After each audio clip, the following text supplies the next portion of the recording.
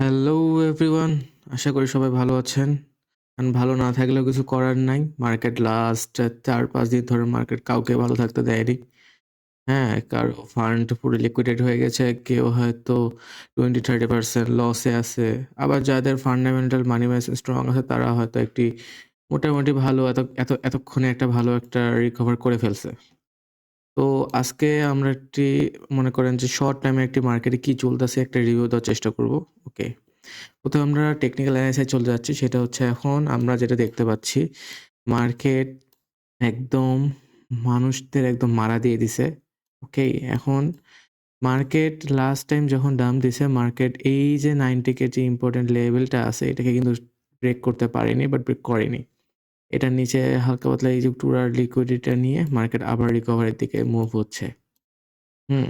তো আমরা এখন আরেকটা জিনিস দেখতে পারি এখানে দেখেন, মার্কেট কিন্তু এখানে একটা ডিসেন্ডিং ট্রায়াঙ্গেল মেক করছে, হ্যাঁ? যে ডিসেন্ডিং ট্রায়াঙ্গেলটাকে স্টিল এরা রেসপেক্ট করতেছে। রিসেন্টলি একটা ব্রেকআউট দিল, ব্রেকআউট দিয়ে এখানে একটা রিটেস্ট হইলো। রিটেস্ট থেকে স্টিল এরা রেসপেক্ট করতেছে। করে এখনো স্টিল উপরে আছে। আপনারা যদি 55 ইএমএ দেখেন, স্টিল এই 55 ইএমএটাকে কিন্তু এরা ওইভাবে ব্রেক করে নাই। ইনফ্যাক্ট এটাকে বারবার রেসপেক্ট করতে হতেও এটা হয়তো একটু উইক হয়ে গেছে। বারবার এটা টেস্ট আউট করতে এটা একটু উইক হয়ে গেছে। বাট ইট ডাজন্ট ম্যাটার, এটা এখনো স্টিল আমাদের হোল্ড করে আছে বিটকয়েনকে। আমরা একটু শর্ট টাইম ফ্রেমে চলে যাই। বিটকয়েনের লাস্ট দিন আমরা তো আমার গ্রুপে দিয়েছিলাম এইটা একটা গোল্ডেন লেভেল। ওকে, গোল্ডেন রেশিও লেভেল। এই লেভেলটা আমাদের উচিত ছিল এই লেভেলটা টু আপনার 103K তে যায় এখানে হোল্ড করে একটু রিটেস্ট করে দেন যা করার করতো। কিন্তু কিছু ব্যাড নিউজের কারণে আমরা নিউজে একটু পরে আসতেছি। ব্যাড নিউজের কারণে আমরা ওই লেভেলটা অ্যাচিভ করতে পারিনি। আমাদের 102K থেকে এখানে আবারও ব্যাক নিতে আবার নিচে আসা লাগছে। এখন আমরা কি দেখতে পাচ্ছি? আবার বিটকয়েন ওখানে আবার রিটেস্ট করার এটাকে ব্রেক করার চেষ্টা করছে। এখন এখান থেকে সবচেয়ে মানে এখন নিউজ ম্যাটার করবে। কারণ এখান থেকে মেইনলি টিএ চার্টে এখন ভাই কোন দিকে যাবে, হ্যাঁ? এটা একদম পারফেক্টলি 100% অ্যাকুরেসি কেউ দিতে পারবে না। জাস্ট এটা একটা আইডিয়া দেওয়া যেতে পারে যে মার্কেটে কিরকম একটা লেভেল ধরে রাখতে পারবে, কি হতে পারে। এখন আমরা চলে যাই কিছু নিউজে। ওকে? আমরা যদি কিছু নিউজ দেখি, আজকের কিছু তাজা নিউজ। ওকে, ইয়েস, এখানে আছে নিউজগুলো। আপনারা তো দেখতে পারতেছেন চায়না আজকে সকাল আমি উঠে যেটা দেখলাম, চায়না আজকে একটা একটা যেহেতু তারা একটা এখানে একটা করছে ট্রেড ওয়ারের। এটাই একটা মজা যে একটা কান্ট্রি যদি অন্য কান্ট্রির উপর ট্রাফিক যদি বাড়ায় দেয়, দেন অন্য কান্ট্রিও সেটার প্রতিশোধ হিসাবে বা একটা লেভেল ব্যালেন্স করার কারণে তারাও সেই আপনার ট্যাক্স অন ডিউটি বলেন, যেটাই ট্যাক্স অন ট্রেড বলেন, ওটা বাড়ায় দেয়। ওকে? তো আমরা দেখতে পারি যে চায়না লাস্ট টাইম যখন ট্রাম্প 10% ট্যারিফ এড করছে চায়নার উপরে, মানে এড করছে আরও। সেইটার বিপরীতে চায়না আবার আপনার ইউএস এলএনজি আর কোলের উপরে 15% অ্যান্ড আমেরিকান অয়েলের উপর 10% ট্যারিফ বসাইছে। এইটার বিপরীতে আমাদের ডোনাল্ড ট্রাম্প চাচা, হ্যাঁ, চায়না শি জিনপিংয়ের সাথে একটা মানে ডিল আরকি ক্লোজ করতে চাইছে যেন এটা টের ওয়ারটা খুব একটা বেশি না বাড়ে। সস্তা কথা হচ্ছে এটাই। তো এটা আমাদের জন্য একটা বুলিশ নিউজ, হ্যাঁ? আর এক কথায় এই যে জিনিসটা আসছে, এইটার কারণেই আমরা যদি দেখি, এই নিউজটার কারণেই আমরা 103K লেভেলটা যেতে পারি নাই। এটার আসার কারণেই মার্কেটে এখান পর্যন্ত দামটা দিল। যেটা খুব একটা খারাপ না, চলে। কিন্তু এই নিউজটা আর আপনাদের একটা নতুন নিউজ আসছিল আগে থেকে যে আপনার মেক্সিকো আর আপনার কানাডার যে ট্যারিফ যেটা ছিল ওটা ১ মাস পিছানো হইছে। ডোনাল্ড ট্রাম্পের সাথে ২ দেশের প্রেসিডেন্ট কথা বলে সেটা ১ মাস পিছাইছে।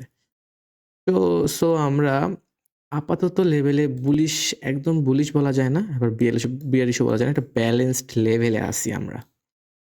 তো কি হইতে পারে? এখন যদি কথায় এইটা যদি কোনো আরো নিউজ বলেন বা যদি এটা যদি একটু পাওয়ার নিয়ে যদি আমাদের কোনোভাবে এই লেভেলটা আবার ব্রেক করে যদি 103K লেভেলটাকে অ্যাচিভ করতে পারে, হ্যাঁ? তো এটা আমাদের জন্য ভালো। এটা আমাদের জন্য ভালো।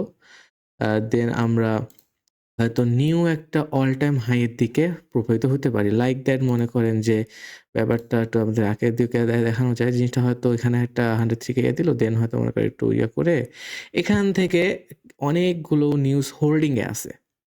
ওকে, যে নিউজগুলো যদি আসে সেখান থেকে একটা নতুন একটা অল টাইম হাই আমাদের বানায় ফেলতে পারে। অনেকে বলতেছে ভাই অল সিজন শেষ, অল সিজন আসবে না, এটা কোনোভাবে সম্ভব না। হ্যাঁ? অল সিজন ভাই কোনোদিনও ওইভাবে আসবে না যতক্ষণ না আপনার মার্কেটে 95 বা 99% মানুষ ওয়াইপ আউট হয়ে যাচ্ছে বা মার্কেট ছাড়ে যাচ্ছে বা মার্কেটে সব সেল করে দিচ্ছে।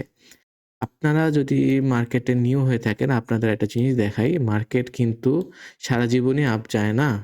মার্কেট সবসময় আপ যাওয়ার পরে একটা রেঞ্জ ক্রিয়েট করে। সেটা এখানেও করছে, সেটা এখানেও একটা লং বা একটা রেঞ্জে আমরা ছিলাম। আমরা অনেকদিন 970 তো আমরা 55 এই রেঞ্জে অনেকদিন আটকে ছিলাম। তবে ট্রাম্পের ইলেকশনের পরে আমরা আমেরিকার ইলেকশনের পর ট্রাম্প জেতার পরে আমরা এই ব্রেকআউটটা দিই। তেমনই যেহেতু এই লেভেলটাকে রেসপেক্ট করছে, এই ডিসেন্ডিং ট্রায়ালটাকে রেসপেক্ট করছে, তো আমরা দেখতে পারি হয়তো এখানে আরেকটু হালকা পাতলা রেঞ্জ ক্রিয়েট করে মার্কেট আপওয়ার্ড একটা মুভ দিতে পারে।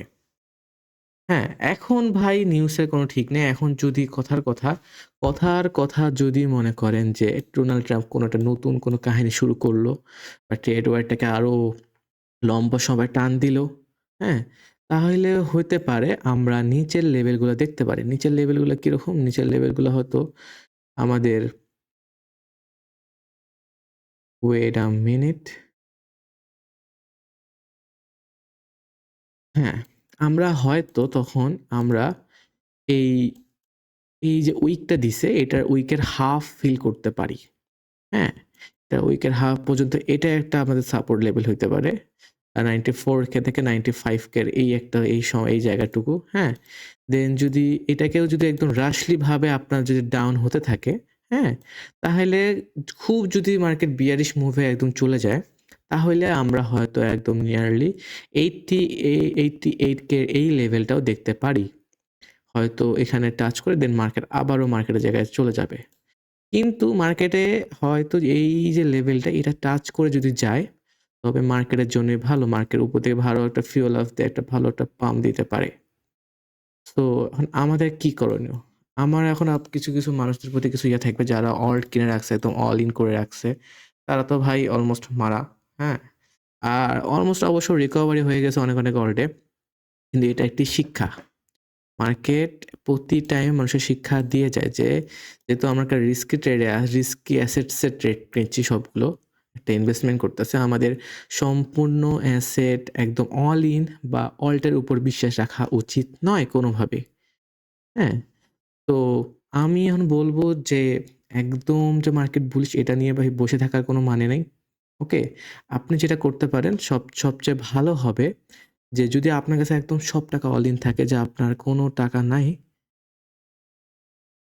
দেন আপনি প্রতিটা আপনার যে হোল্ডিং এ যে কয়েনগুলো আছে প্রত্যেকটা কয়েন থেকে 5% বা 10% সেল দিয়ে ইউজড করে হাতে রাখতে পারেন।